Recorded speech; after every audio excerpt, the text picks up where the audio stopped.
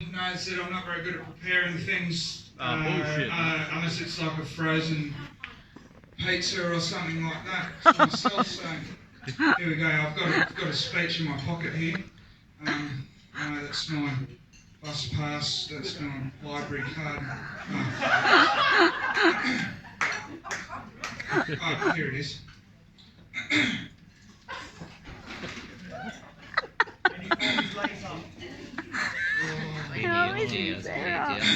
Dear Mr. Kirby, we regret to advise you. Oh, sorry. Just kidding, it actually is the speech. Anyway. In all seriousness. Hold on.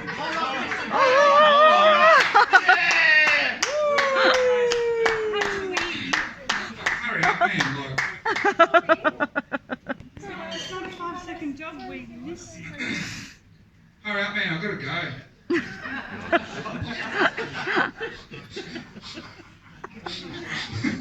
You've got a court date. Ready? Are we all here? Yeah, we're Yep, here now. yep. Go for it. Oh, Emma gets a clap. I'll get nothing. Anyway. What are you here for? Just to see if I do it properly? Just or? to stand on the piece. Alright, sweet. Cool. Alright. Anyway, here we go. The year was 2016. I found myself new to Perth and looking for work. So, I looked for work the best way I know how. By sticking my ugly head into restaurant doors and saying, "You guys been in here for work?" Hey, it's worked many a time. Anyway, one day I visited the herdsman.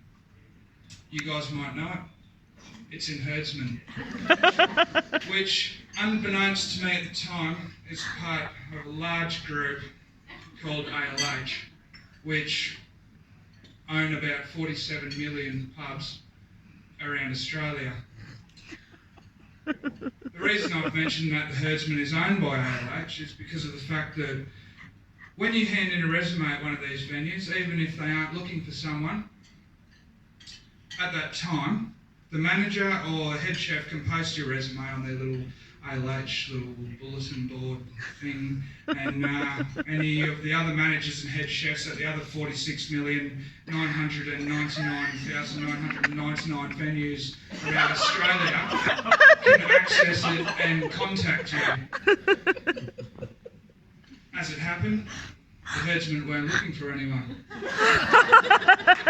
But a couple of days later, I got a call from the head chef of the Belmont Tavern asking if I'd like to come in for an interview. So off I went and I met him, and he was keen to have me on board and agreed to have me start the following Wednesday. He gave me an employment pack which was about 4 inches thick to fill out, and I said, look, I'm going to have to come back tomorrow and give it to you because it's going to take me at least 14 hours to fill that out.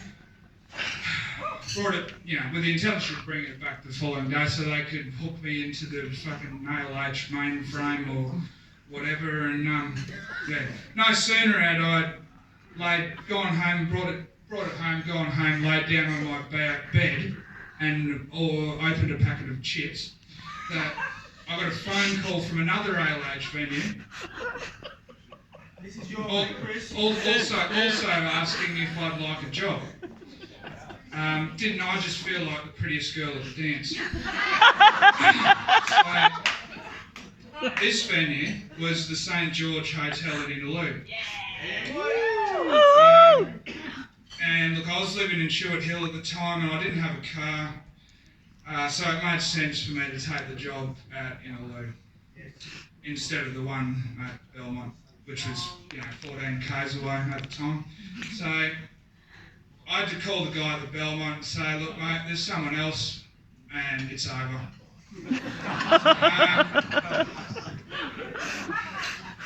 So I went through to the interview at the Saint, and the guy running the kitchen was a lovely young fellow called Chris. who some of you might know as a guy here that's somewhat involved in the wedding that is happening here today. Yeah, that's him there. You did this, Chris. So,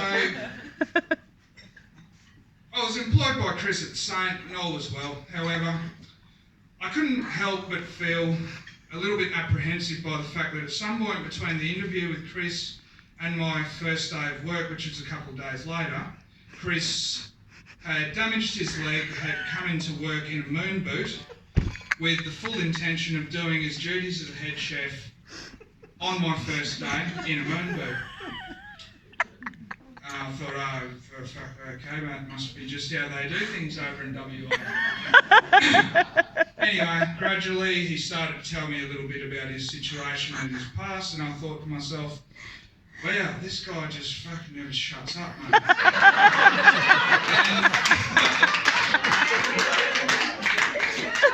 And as the weeks went on and he eventually completed the telling of his 47-part life story, he then moved on to the next topic, which was regarding his new girlfriend, Sarah.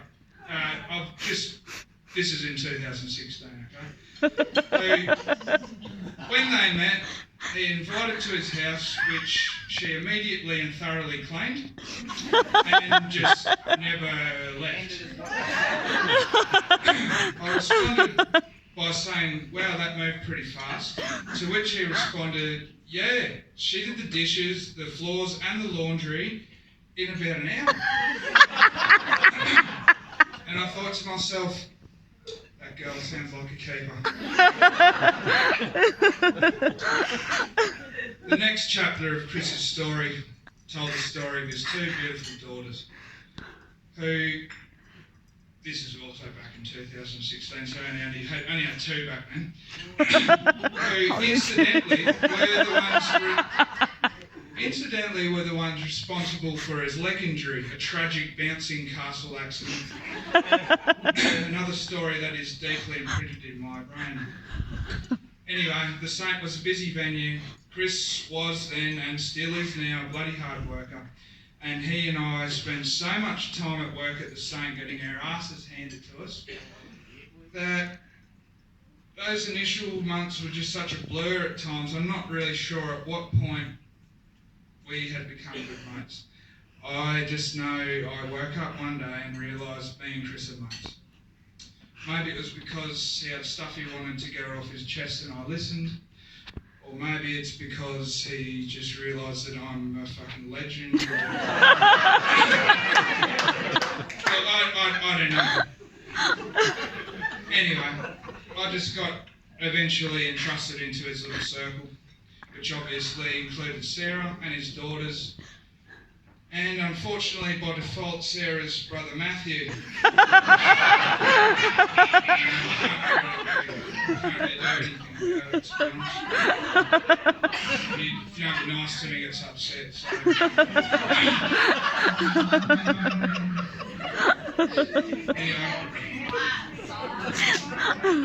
Anyway, the bond between all these people is obvious.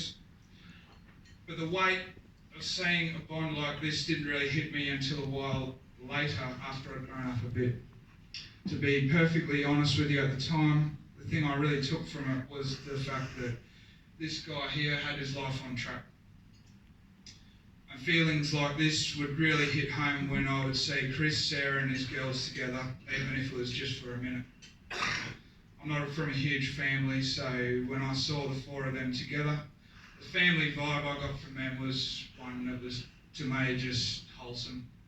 Just fucking wholesome, mate. Wholesome as a bowl of porridge. Not only did Chris and Sarah show a deep love and connection, Sarah also made every effort to love and care for Chris's daughters as best she could, even though they weren't her own. Which I just thought was, just blew my mind, mate. As well as having to cope with other life hurdles such as dropping stock off to the kitchen that Chris had forgot to order and washing Chris and Kevin's chef's jackets. And, washing. Yeah, stuff like that, you know. So, guys, this just stuff like this just blew my mind. Seeing all this, even in the early stages of our friendship. Yeah. Anyway, legend has it that Chris has extremely healthy and lively swimmers. So, something that runs in the family apparently. So, obviously, because of that, it wasn't long until Sarah showed signs of carrying a Newstead of her very own. Chris and Sarah anticipated and prepared for Mia's arrival. Preparations which included the decision to build their own home, and Chris's decision to quit smoking and take a job closer to home. Anyone that knows Chris will confirm that the guy used to smoke shitloads of durries. Even more than I used to. And when that crucial time came, he just stopped cold turkey, which is something that still to this day just blows my mind. These moves and decisions just simply resonated dedication and commitment to me. No, I'm being serious.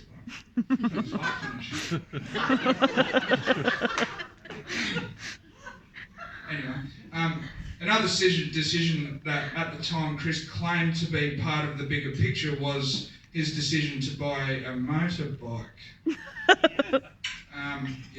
Anyway. These two, for the most part, just seem to handle everything with style and grace. Which, yeah, again, blew my mind. I'm going to just keep saying shit blew my mind until the end. It was and still is something that I admire and I aspire to. Just their attitudes at the time and how they handled things, and they just never complained, mate. Just got on with it, you know. So, anyway, as time went on, Chris continued to make power moves to support his family and help them move forward. One of these moves was to do a stint in the mining game doing FIFO, a concept that let's agree will never get old. I mean, guys, who doesn't love a good FIFO story? I mean, they're all the fucking same. But anyway, he was making good money, such good money that he was unfortunately unable to attend my wedding.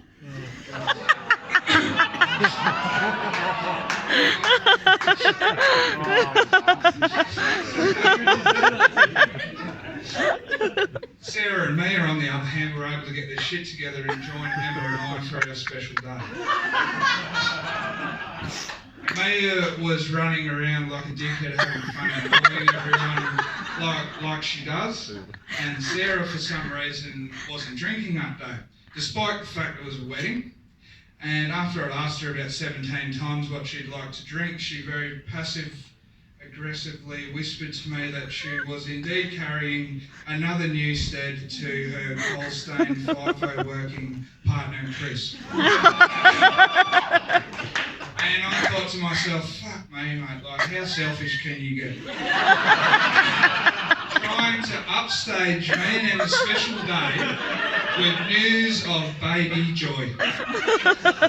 Anyway, after a few more pints, I was able to stop for a moment and soak this in, which, for what it was another monumental step for these two, and just special, wholesome stuff. Yeah, I was my wedding, I was being Emma would just head over heels to hear about this, man. And yeah, as time went on, Chris decided that he was going to quit FIFO and come home. I hadn't seen him for a few months because of the pandemic. When we finally did catch up, I saw a changed man. And it wasn't because he'd gained 15 kilos, it was because I could see in his face that he'd put his foot down and decided that the money that the mines was offering was not enough to be away from his beautiful, growing family. And he probably also thought that he couldn't afford to miss out on such important events and milestones. For example, Ryan and Emma's kick-ass wedding at the Windsor Hotel.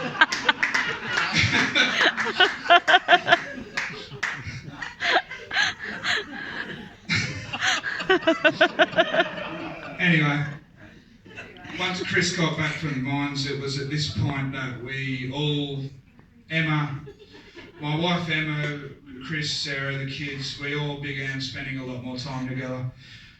Something had changed and we just became a lot closer, and as friends we just became tight. A lot tighter than we were before anyway.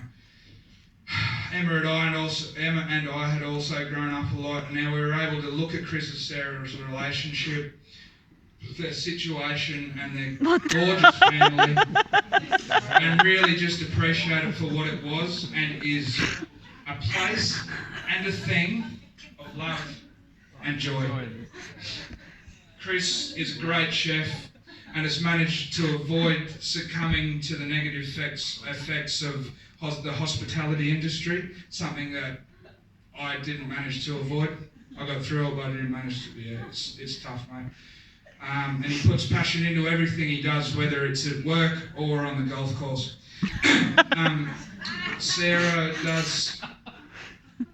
does everything she can to make sure that Chris and the girls live in a loving and tidy home. Chris works his way up food chains to make enough money to make sure that Sarah doesn't have to work her guts out. She has plenty of time to chill with the girls and make pasta bake. Sarah feeds, clothes and loves everyone and makes sure everyone has everything they need to do what they need to do, and makes sure that when Chris gets home he can sit on his ass in the theatre room and drink beer and play virtual cricket. Yeah, boy. Sarah keeps a beautiful home and also puts as much effort as she can into bringing home extra money for the family and contributing so that everyone's got everything they need. And she rarely complains. Not in front of me anyway, but... Chris has taught me most of what I know as a chef, has shown great patience and understanding with me during my younger and more fiery stages of life. Both of them have taught me so much about just calming down, being patient, pressing on and moving forward, and just being an adult basically. They've both been such loving and supporting friends to me and my wife Emma.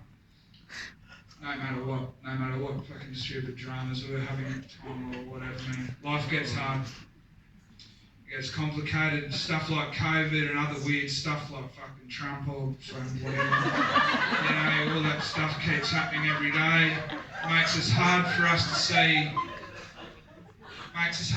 see and remember what's real and what's important.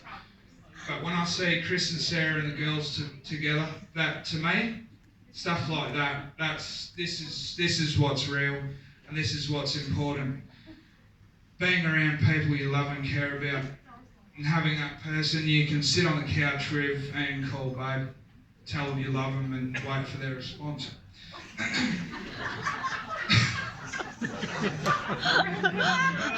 Come on, mate. What I'm trying to say is that, in conclusion,